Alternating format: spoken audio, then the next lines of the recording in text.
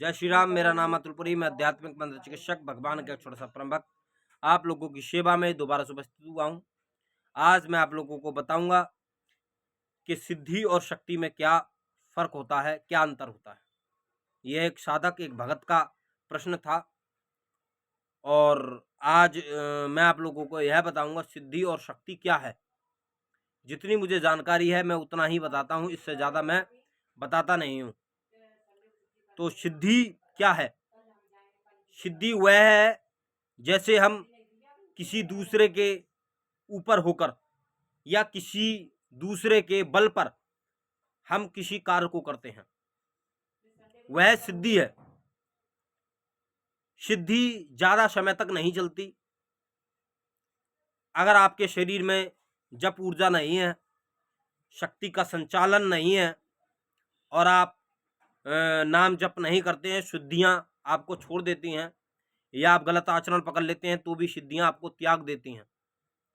या उनका एक समय निश्चित होता है, तो उनका जब समय पूरा हो जाता है तो वो सिद्धियां लुप्त हो जाती हैं, वापस उसी जगह चली जाती हैं जहां से वह आई हैं। सिद्धि का अर्थ ये है कि जैसे कि कोई व्यक्ति है और वो हमारे साथ रह रहा है और हमारे कहने पर वह कार्य कर रहा है, हम उसको तनख्वाह दे रहे हैं और वह हमारा कार्य कर रहा है। इसी प्रकार से सिद्धियां हैं। जब हम उन्हें भोग देते हैं, जैसे सामग्री का भोग हो गया, गोले का भोग हो गया, लौंग का भोग हो गया, बताशे का भोग हो गया, या सात्विक पदार्थ हो गए, या तामसिक सिद्धियां जो होती हैं वो तामसिक भोग को ग्रहण करती हैं, जैसे मुर्गा, बकरा, मीट, अंडा या इत्यादि इत्यादि।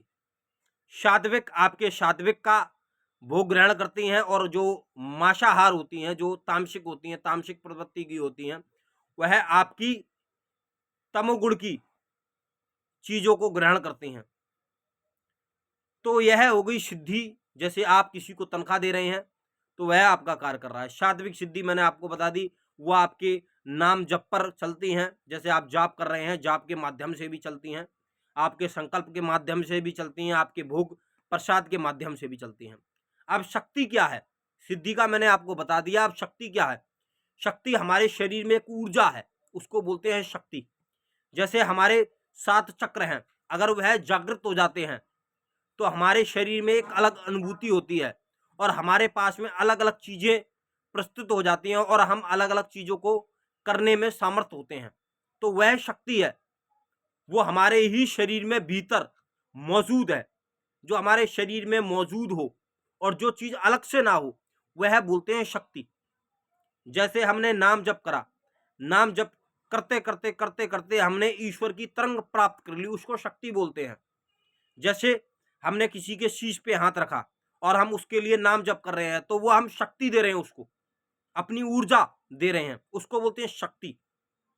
तो यही चीज होती है। या ईश्वर का प्राप्त होना, हमें अगर हमें ईश्वर भी मिल जाता है तो वह शक्ति में कहलाता है, चाहे वह देवी हो चाहे वह देवता हो।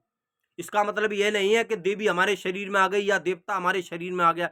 यह मैं बार बार आप लोगों को बोल चुका हूं, कोई भी देवी या देवता किसी के शरीर में प्रवेश नहीं करते। हमारा शरीर उस काबिल नहीं है और उस एनर्जी को झेलने लायक नहीं है जो हमारे शरीर में देवी प्रकट हो जाए या हमारे शरीर में प्रवेश हो जाए। यह मैं आप लोगों को बता चुका हूं। यक्षिणियां आती हैं, यक्षिणियां भी बहुत कम आती हैं लोगों के शरीर में। कारिकाएं जो आती हैं वो बहुत कम आती हैं।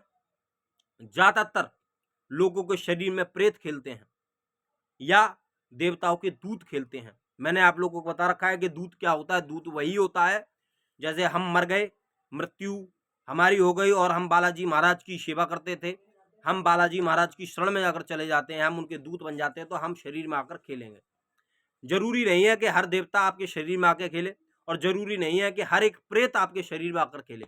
बहुत से प्रेत नहीं भी खेलते हैं। तो यही मैंने दोनों में डिफरेंट बताया कि शक्ति क्या है। शक्ति वह है जो हमारे शरीर में ऑलरेडी मौजूद हो और हम उसको जागृत करें साधना से, तपस्या से, मंत्र जाप से। और सिद्धि क्या है? सिद्धि वह है जो हम रुपया देकर या भोग देकर, प्रसाद देकर हम उसको पा तो लेते हैं, फिर हमें नियंत्रण उसका भोग अर्पण करना पड़ता है, चाहे वह जाप हो चाहे वह भोग हो। तब वह सिद्धियां कार्य करती हैं। अगर हम एक समय आकर जाप ना करें, भोग ना दें, तो वह सिद्धियां भी लुप्त हो जाती हैं, वह सिद्धियां भी चली जाती हैं, वह कार्य करना बंद कर देती हैं। तो दोनों में बहुत ज़्यादा डिफरेंट है। तो आप लोग समझ गए होंगे जो मैंने आप लोगों को समझाया है। जय श्री राम, जय महाकाल।